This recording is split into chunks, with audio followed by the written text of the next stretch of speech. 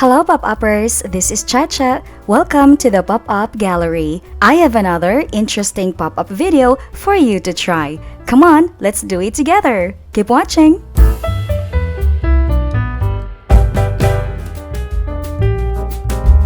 Let's fold our spread first. This is what we're going to do, a pop-up curve. It can be a bridge, a cup, or a flower vase.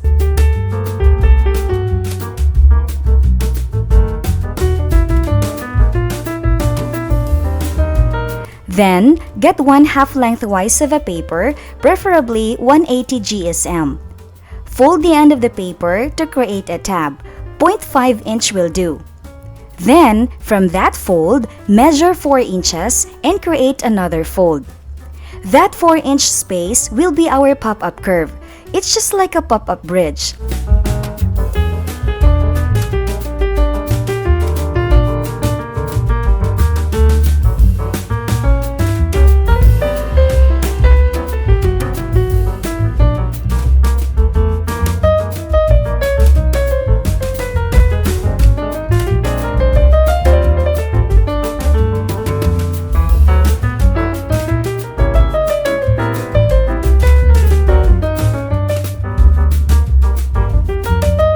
Next, create another tab.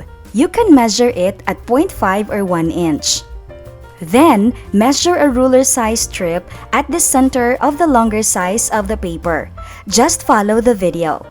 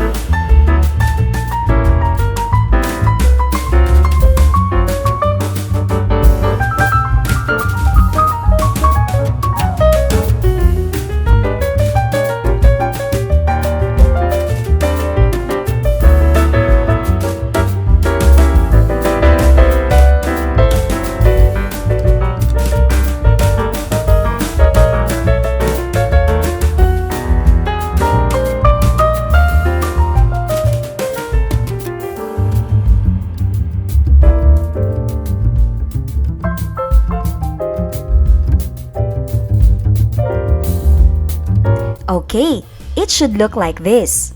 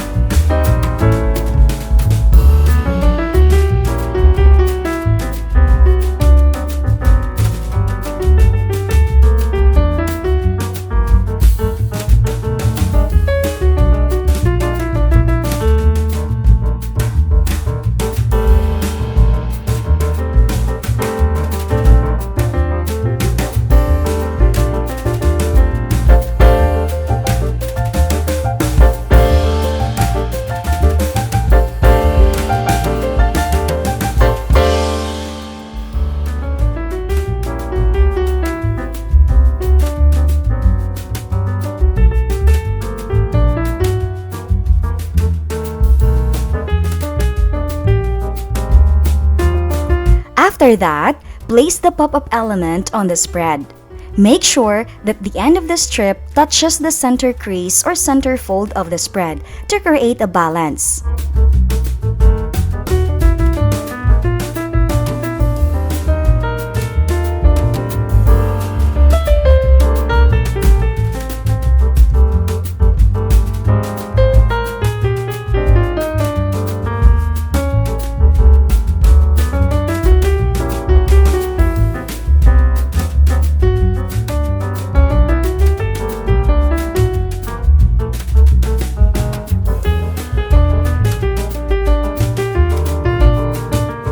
Then, paste the left tabs on the spread.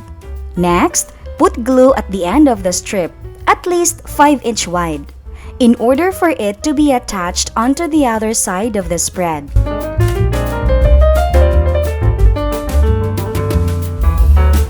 Okay, so this is our pop-up curve. Isn't it amazing?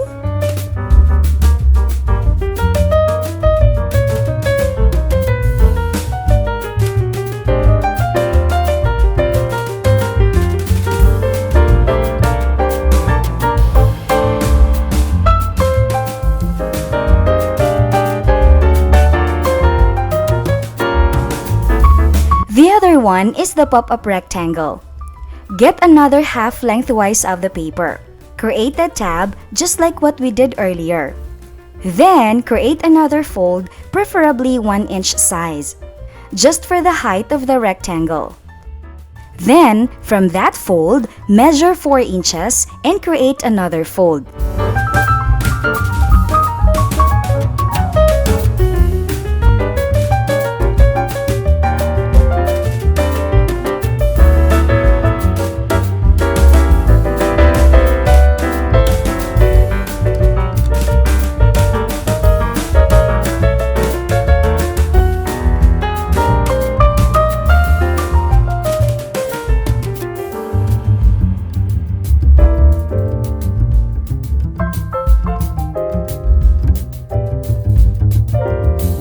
Then, create another fold at the other end together with a strip tab, just the same with the pop-up curve.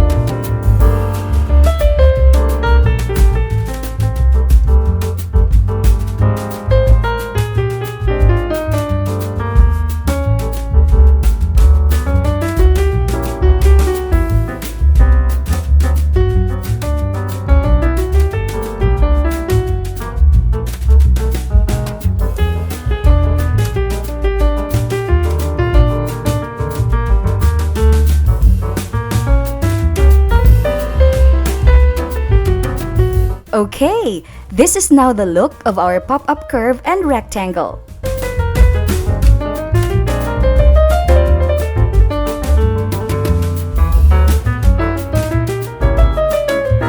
The rectangle mechanism can be used as table or bed.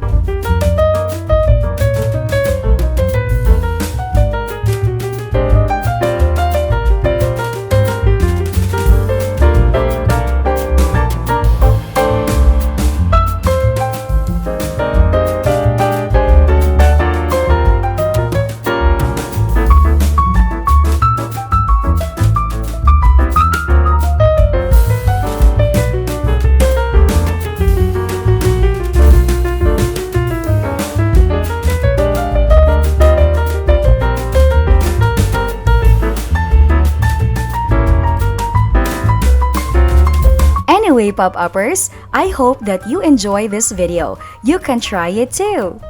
See you next time. Have a great day. God bless. Bye-bye.